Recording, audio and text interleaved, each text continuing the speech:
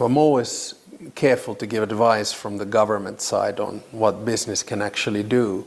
But I think the starting point is to understand that we're now moving from a world where we used to have trade rules, clear ones, multilateral rules, say through the WTO, to a more transactional world. And the EU is for us the one that trades for us. So the EU has exclusive competence on trade, on competition, and on customs. So the framework is there. So for instance, today, the Trade Commissioner of Europe was here looking at what kind of cooperation we can do.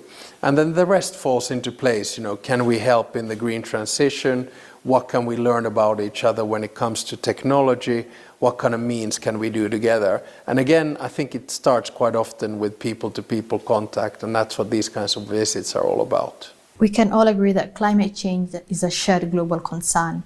How can Finland and Kenya collaborate more effectively on climate resilience and green innovation? Yeah, no, I agree. And one of the problems is that the world seems to be able to cope only with one or two crises at a time. So right now we're seeing an increase in conflicts, which means that we talk less and less about climate.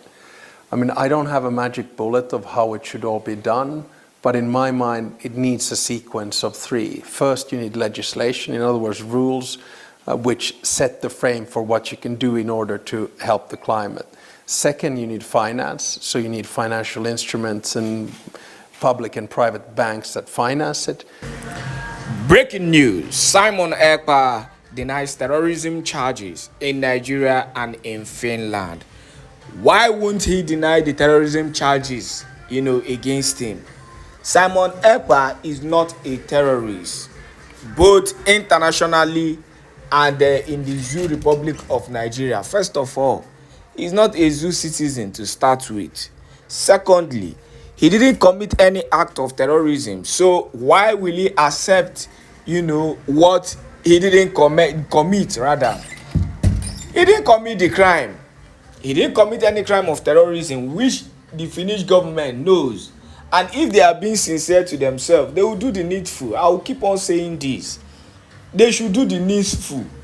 They should do the needful. It's as simple as that.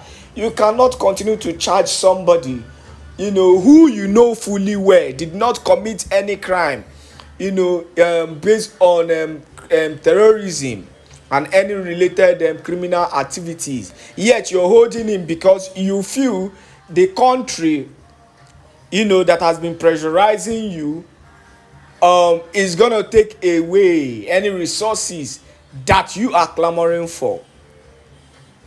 Finland is just under unnecessary pressure, and that is why I had to even play the video of their president. When he talks like this, I wonder why he's still taking the decision that he is taking currently to side the zoo government. And this is where they are going to destroy their country, because as it stands, Finland is in trouble already. They are in trouble, whether you believe it or not. Yes, they are doing well, fine and good. They are peaceful and all that. But what next after this whole ordeal against the Prime Minister Simon Èkpá? What next, against this calamity that they are trying to bring upon themselves? What next? That is the question you should be asking. Now, let us go into the news in detail, concerning this Simon Èkpá ordeal in Finland. The Finnish authority on Friday said they had charged a man with inciting terrorism online, who a media report identified as Nigerian separatist leader Simon Èkpá. According to the prosecution authority, the accused remained in custody and denied the charges. AFP reports that Finland's National Prosecution Authority said in a statement that it had charged a Finnish individual in a case involving suspected public incitement to commit crimes with terrorist intent and participation in the activities of a terrorist group. Now, first of all, are you charging Simon Èkpá, for intent and participation in activities of a terrorist group? Is Mazi Simon Èkpá, running a terrorist group? That is the first question you should be asking yourself. Is Mazi Simon Èkpá running a terrorist group? One. Is Brigi a terrorist group? That is the Biafran Republic government in exile. Is it recognized as a terrorist group? That is another question. Because we all know that even the so-called terrorist group that was proscribed, the only group that was proscribed is the IPOB. The IPOB was the only group that was proscribed. And Mazi Simon Ekpa came out openly and dissociated himself from anything that is related to IPOB. So why are they, bringing in the issue of terrorist group, him participating in the activities of terrorist group? That is another, thing. So I just feel that Finland, because of how pressured they are, they are finding every little means to attach Simon Ekpa to some certain issues that has no business to do with him in the first place. So this is where the problem lies. But let us round up with the news. It added that the alleged crimes had been committed in the city of Lati between 2021 and 2024. So why did you hold him the first time you arrested him? We'll continue. And were related to the suspect's effort to establish Nigeria's Biafran region as an independent state.